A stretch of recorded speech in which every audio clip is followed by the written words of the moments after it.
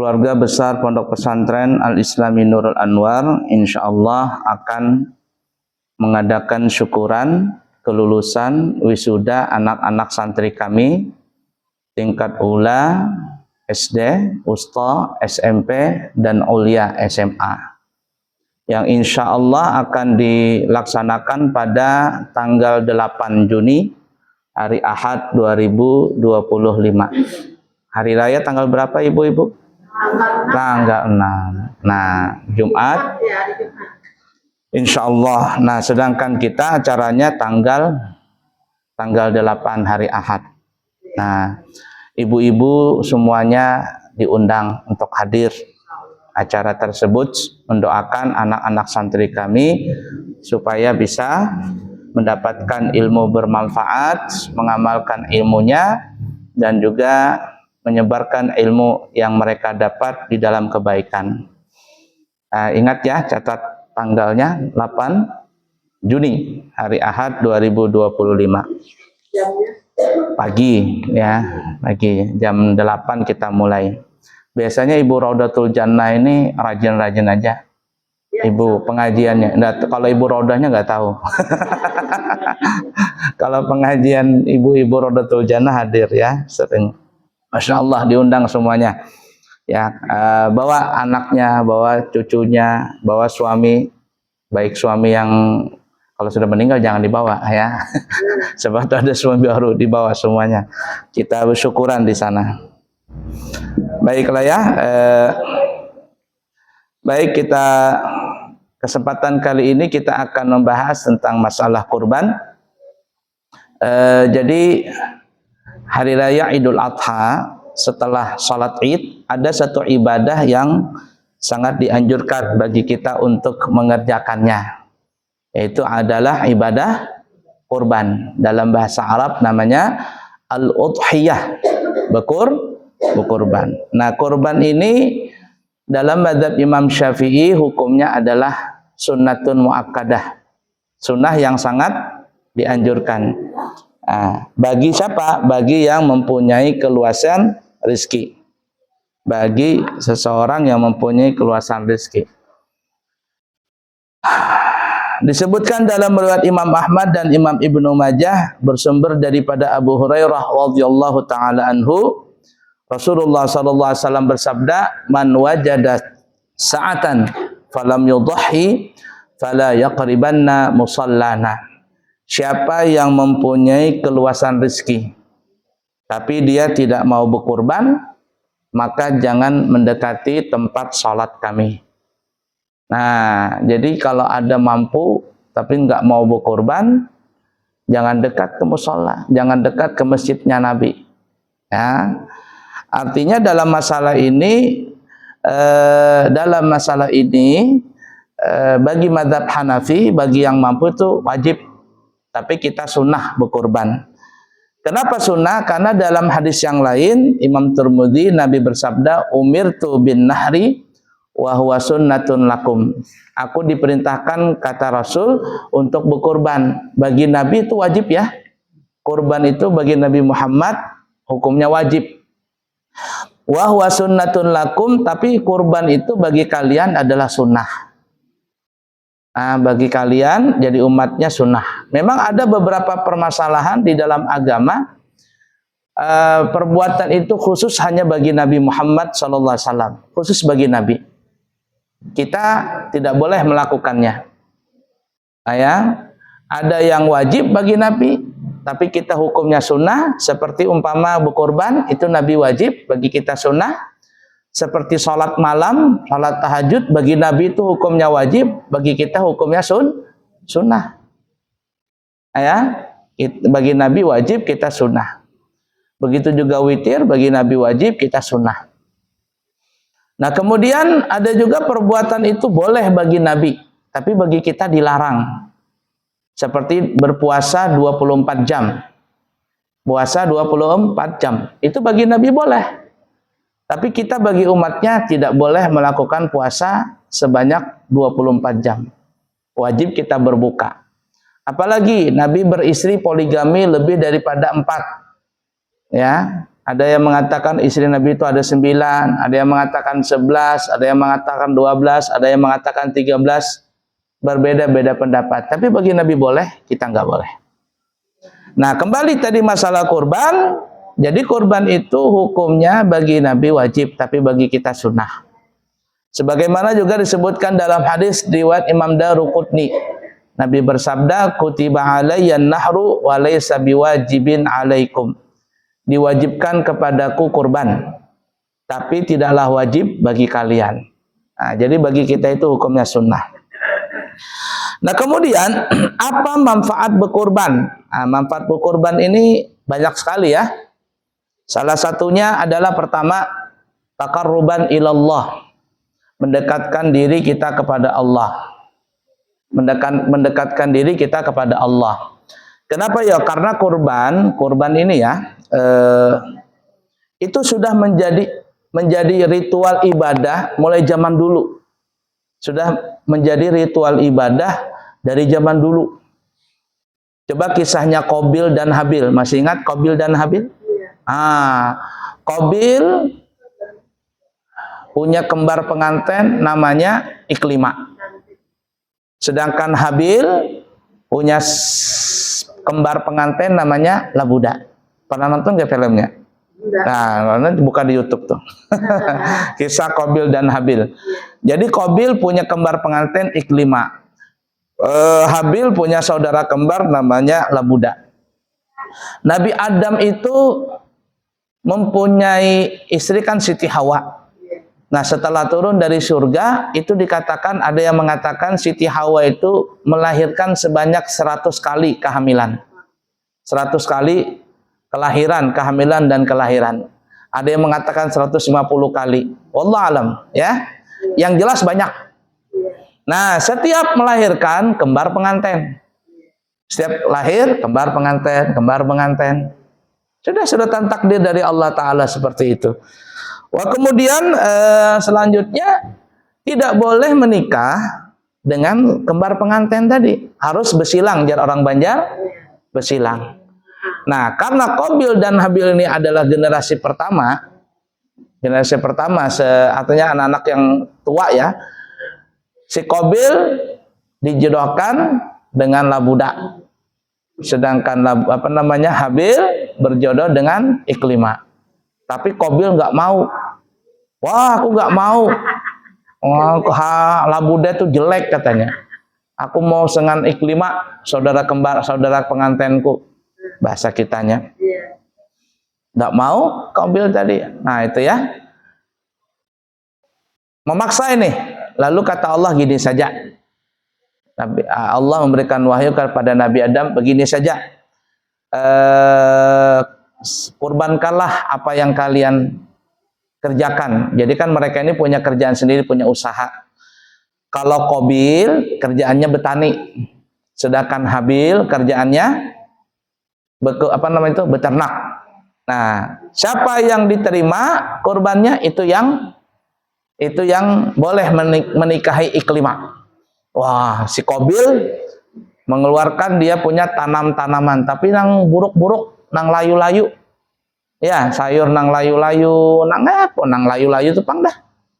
Sedangkan si Habil mengeluarkan apa? Mengeluarkan atau memberikan zakat kambing domba yang besar. Besar, gemuk, sehat begitu kan ya. Nah, kemudian dipersembahkan begitu ya. Nah, zaman dulu itu kurban itu nggak boleh dimakan. Zaman dulu nih ya, sampai ke syariat Yahudi Bani Israel itu nggak boleh. Nah, syariat Yahudi Nasrani itu zaman dulu. Tapi kalau syariat Nabi Ibrahim sampai ke syariat Nabi kita itu boleh, karena syariat Nabi Ibrahim itu agamanya Islam. Ya, wa umirtu wa ana minal muslimin, kata Nabi Ibrahim. Aku diperintahkan dan aku adalah menjadi orang muslim. Jadi kalau ditanya agama Nabi Ibrahim itu agama apa? Agama Islam. Karena begitu yang disebutkan dalam Al-Quran. Nah, jadi zaman dulu kalau diterima kurban itu atau tidak, turunlah api dari langit. Maka turunlah api dari langit, lalu membakar kurbannya siapa tadi namanya? Habil. Nah, jadi yang berhak menikah tadi dengan Ikrimah adalah Habil. Sedangkan Qabil nggak diterima zakatnya. Marahlah kurbannya ya, kurbannya Qabil nggak diterima. Dendam, marah, iri, bla bla bla, campur aduk. Gara-gara perempuan, namanya perempuan ini memang bahaya ya. Akhirnya apa? Dibunuhlah Habil gara-gara perempuan tadi. Itulah akhirnya seperti itu. Nah, kemudian syariat itu ada, mulai dulu ada. Tapi yang paling masyhur adalah syariat kita sezaman sesyariat dengan syariatnya Nabi Ibrahim. Nah, kapan itu? Waktu Nabi Ibrahim gak punya anak, lama nih. Punya istri satu, Sarah. Nggak punya anak, lama nggak punya anak. Sarah ini kan perempuan yang sangat cantik, ibu-ibu. Itu kalau ibarat kata nih ya, kata sebagian guru nih ya, kalau seandainya kecantikan perempuan itu di dunia nih, kecantikan perempuan ya, Allah berikan 100%, maka 50% kecantikan itu dimiliki oleh Siti Sarah. Saking cantiknya tuh Siti Sarah. Walaupun ibarat kata dengan keadaan seperti itu, yang belum punya anak, tapi cantiknya luar biasa. Sampai-sampai akhirnya itu dalam cerita yang panjang, Raja Mesir waktu itu, bukan Firaun ya. Jadi bukan Firaun di zaman Nabi Musa, di zaman Nabi Ibrahim itu ada raja. Nah, Firaun itu ibu-ibu bukan nama orang. Firaun itu bukan nama, Firaun itu adalah gelar. Raja di Mesir namanya Firaun. Ya kalau kita sekarang di dunia apa ya? Ya presiden lah. Kalau di mana namanya? Kalau di mana? Di Cina atau di Jepang namanya apa ya? Kaisar kah apa namanya? Nah, kalau di Jawa namanya apa? Hamengkubuwono kah apa? Nah, kalau kita di Kutai apa namanya? Ya itulah ya. Jadi sampai-sampai Raja Mesir pada saat itu terpincut dengan Siti Sarah ini. Ceritanya panjang lah intinya. Siti Sarah nggak punya anak, lama nggak punya anak. Lalu pulang dari Mesir dengan cerita yang sangat panjang, Nabi Ibrahim diberikan harta, ya diberikan uang banyak, sampai juga diberikan apa namanya itu budak perempuan yang bernama Hajar. Nabi Ibrahim kembali ke Palestina, kemudian sampai akhirnya Siti Sarah bilang, wahai Nabi Ibrahim, coba nikahilah Hajar itu, nikahlah dengan Hajar. Daripada nggak punya keturunan, nikah dengan Siti Hajar. Maka nikahlah ya, siapa namanya, Nabi Ibrahim tadi dengan Siti Hajar. Dengan cerita yang sangat panjang, akhirnya lahirlah seorang anak yang bernama Ismail. Nah, Siti Sarah namanya perempuan ya, bagaimana juga ya, akhirnya dengan izin Allah Ta'ala, kata Allah Ta'ala, bawalah Ibrahim, istrimu Hajar, dengan anakmu Ismail. Kemana ya Allah? Ya berjalan aja lah. Ikutin jalan kemana arahnya, pokoknya jalan saja. Sampai nanti Allah memberikan petunjuk, berhenti di situ berhentinya. Setelah itu berjalanlah Siti Sarah, Nabi Ismail yang masih kecil dengan Nabi Ibrahim. Jalan jauh banget. Ya, sebulan berjalan terus sampai di satu tempat begitu. Kata Allah, taruh di situ Siti Sarah dengan anakmu. Setelah begitu sampai di situ, kata Nabi Ibrahim, wahai Sarah, sampai di sini saja. Engkau tinggal di sini berdua dengan anak kita. Sedangkan aku mesti kembali ke Palestina. Coba kalau seandainya zaman sekarang ada begitu, KDRT ini. Ya, KDRT mana anak halus lagi, ditinggalkan di padang pasir, kada diberi duit, kada diberi apa-apa. Siti Sarah menangis, Siti Hajar menangis. Lalu sambil Nabi Ibrahim jalan terus, nggak mau lagi ke belakang, karena kalau ke belakang nanti tambah iba. Jadi jalan aja terus dengan hati yang begitu sedih. Terpisah dengan anak kan, dengan ini jalan. Siti Hajar mengejar Nabi Ibrahim. Wahai suamiku Ibrahim, ini kemauanmu atau kemauan Allah? Kalau kemauanmu aku protes. Aku kan istrimu nih, bahasa kitanya kan ya. Nabi Ibrahim diam, kemauanmu atau kemauan Allah? Kata Nabi Ibrahim dengan berat hati, kata beliau bahasa kitanya ya, wahai istriku, ini bukan kemauanku, kemauan Allah Ta'ala. Kemauan Allah. Kata Siti Hajar, wahai suamiku, kalau memang ini kemauan Allah, aku lapang dada. Aku taslim, aku terima cobaan ini. Kalau memang perintah dari Allah. Lah akhirnya Nabi Ibrahim kembali ke sana, ke Palestina, sedangkan Siti Hajar dengan anaknya Ismail di tempat itu. Belum ada namanya lagi tempat itu. Kehausan Nabi Ismail. Berangkatlah Siti Hajar cari air. Naik ke atas bukit, sekarang namanya bukit apa namanya? Sofa. Yang pernah ke sana ngelihat tuh batunya ada. Ada nggak batunya? Nah, kemarin nginjak nggak batu itu? Nah, itu batu yang diinjak sama Siti Hajar. Lihat dari atas, siapa tahu ada air. Oh, kayak ada air di bawah. Turunlah Siti Hajar ke bawah. Ternyata bukan air, melainkan itu adalah Fata Morgana. Tahu nggak Fata Morgana, Ibu? Fata Morgana itu kayak tuh, di aspal tuh kalau panas banget ya, mengguriak dia kayak ada airnya. Itu Fata Morgana. Naik lagi Siti Hajar ke Sofa. Ya, tadi Sofa Marwah. Melihat lagi, siapa tahu ada air. Turun, kirain air. Ternyata Fata Morgana. 7 kali bolak-balik itu. 7 kali. Nah, syariat itu sekarang dijadikan namanya sa'i, lari-lari kecil. Kalau ada lampu hijau sudah pup. Laki-laki disuruh lari, perempuan gak usah lari, ya. Nah itu. Mau nggak mau, kalau nggak tertinggal. Ya, Masya Allah. Nah, setelah itu kembali Siti Hajar ke tempat Ismail, nangis tadi. Oh, Nabi Ismail menangis. Kakinya itu meninjak-ninjak, jar orang Banjar meninjak-ninjak. Nendang-nendang tanah. Keluarlah tadi air. Keluar air, maka Siti Hajar bilang zam sambil mengumpulkan ini tanah tadi, ya, air supaya air nggak keluar. Coba pernah lihat nggak orang ngaduk semen? Nah, ditaruhkan air di tengah supaya nggak keluar, airnya dibendung. Zam kumpul. Nah, akhirnya air itu ketika dibendung nggak keluar, nggak kemana-mana air tadi, tertahan di situ. Makanya dengan kalimat zam-zam tadi kumpul, orang semuanya pada kumpul. Kapan itu? Ya waktu haji dan waktu umrah. Itu asal muasalnya. Zam-zam tadi. Nah, gara-gara air tadi dengan cerita yang sangat panjang. Yang pertama di situ dulu nggak ada orang. Yang menempati itu Siti Hajar dengan Nabi Ismail. Akhirnya lambat laun banyak manusia. Kenapa ya? Karena ada air. Yang kafilah dagang dari pedagang dari mana-mana singgah di situ, minta izin sama Siti Hajar. Mau berteduh di situ, mau istirahat di situ. Ramai akhirnya.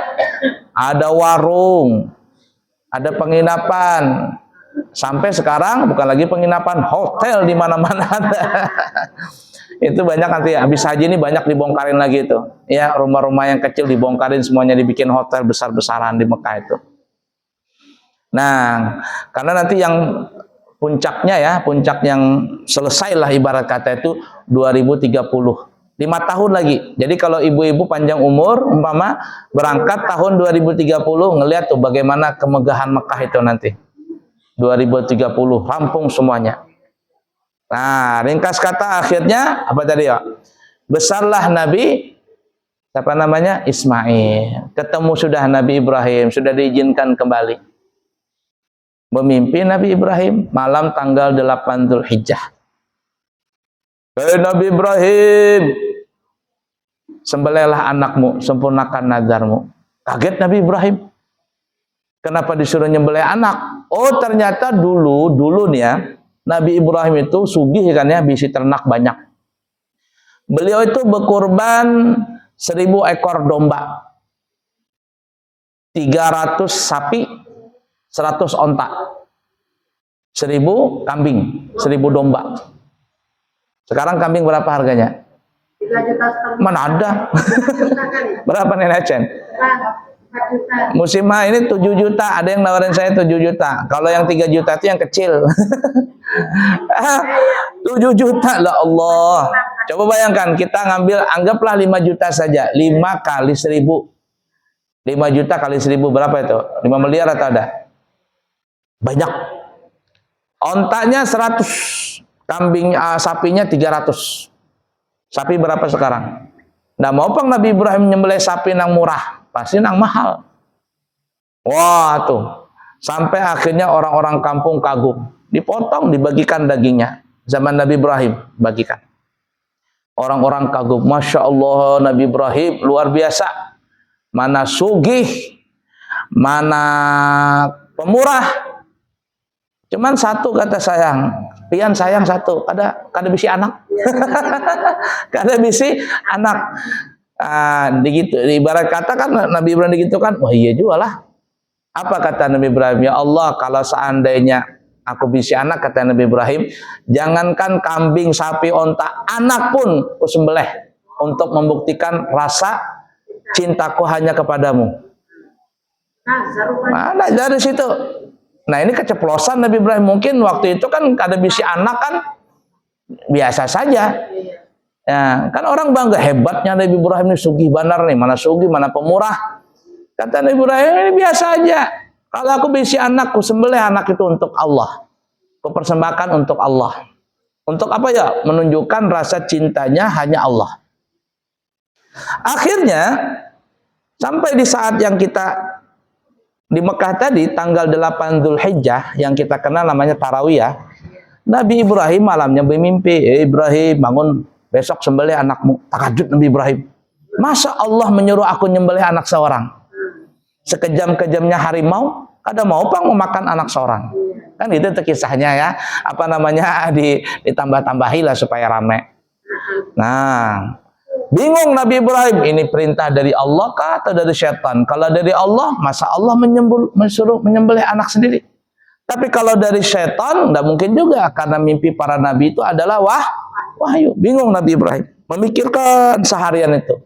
Nah, untuk menghilangkan keraguan tadi, Nabi Ibrahim pun mengambil 100 ekor onta, sembelih. Ada yang mengatakan 100 onta, ada yang mengatakan kambing, pokoknya disembelih 100 ekor itu. Nah, bimbang Nabi Ibrahim memikirkan, maka hari itu disebut namanya Tarawiyah, asal kata tarawwa. Bimbang, orang zaman sekarang tuh galau. Mikirin banget apa nih. Galau bahasa kitanya. Galau. Malam tanggal 9, mimpi lagi. Kenapa kada disembelih anak? Bahasa kitanya, disuruh disembelih. Maka tanggal 9 itu besoknya Nabi Ibrahim tahu ini memang perintah dari Allah sudah. Kada bisa lagi ditawar-tawar, memang perintah dari Allah. Anak dilaksanakan, tapi hari itu Nabi Ibrahim minta sehari lagi izin. Ya, izin supaya kada menyembelih anak. Anak apa bahasa kitanya? Perpisahan terakhir. Lawan anak. Jadi hari itu ya sehari lagi nih. Nabi Ibrahim ngambil lagi, ada yang mengatakan sapi, ada yang mengatakan, ada yang makan kambing, potong lagi. Nah, tapi Nabi Ibrahim sudah tahu bahwa itu perintah dari Allah. Tahu dalam bahasa Arab namanya Arafah.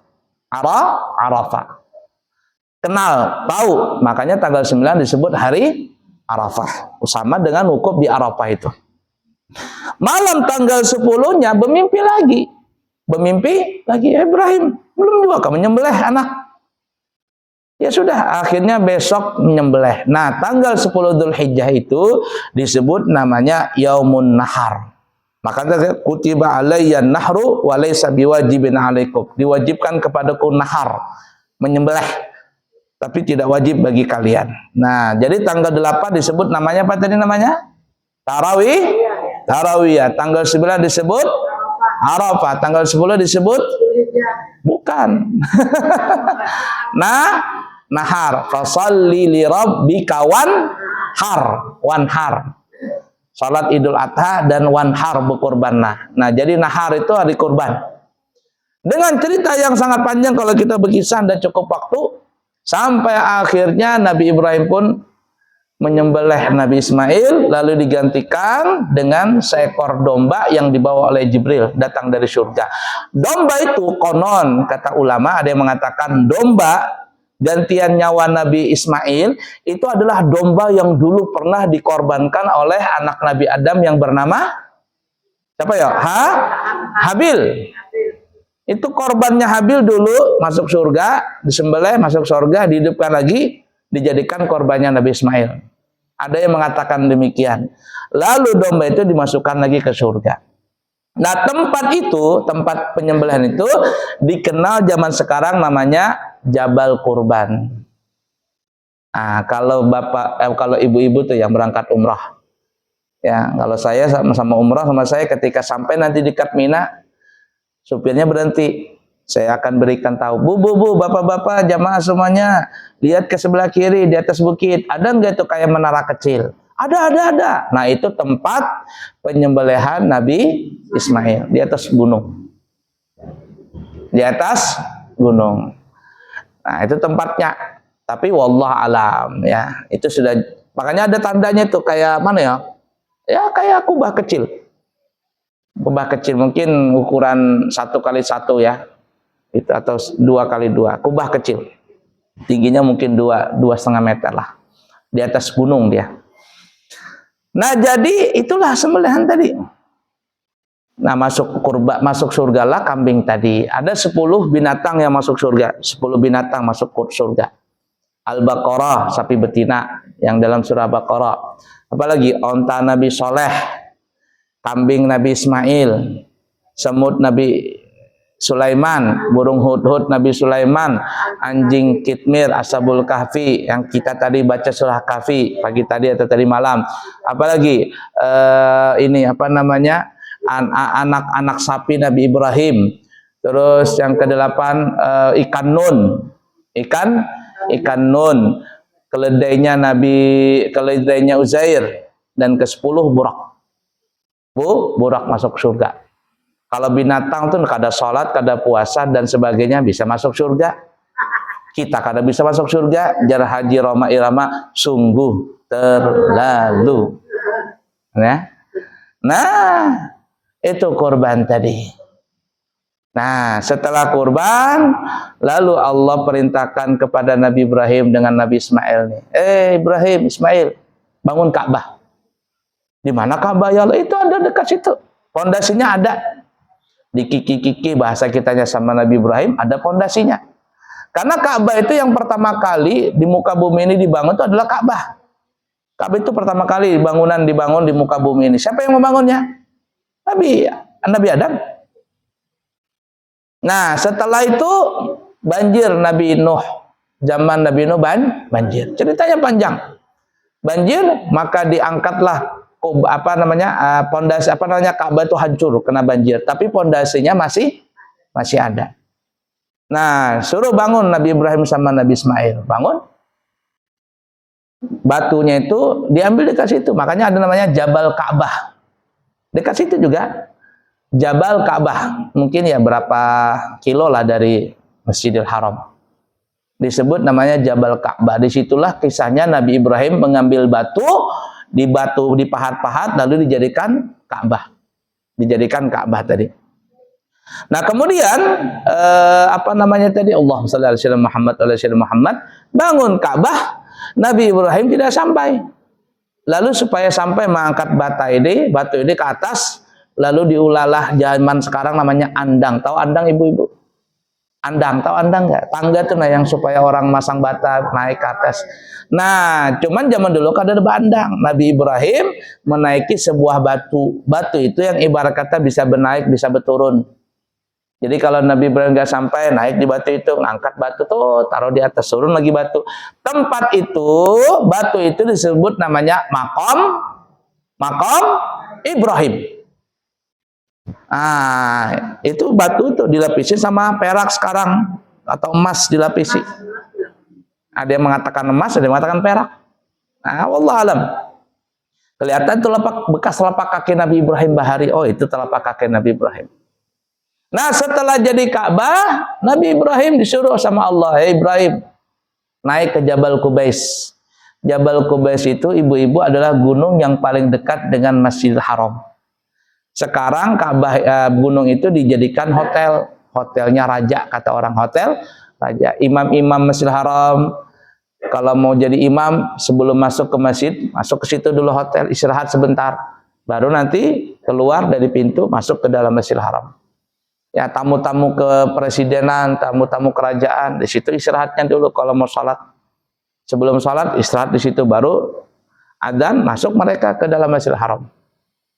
Suruh Nabi Ibrahim naik ke atas. Kata Allah Ta'ala, hei Ibrahim, panggil kaum muslimin muslimat.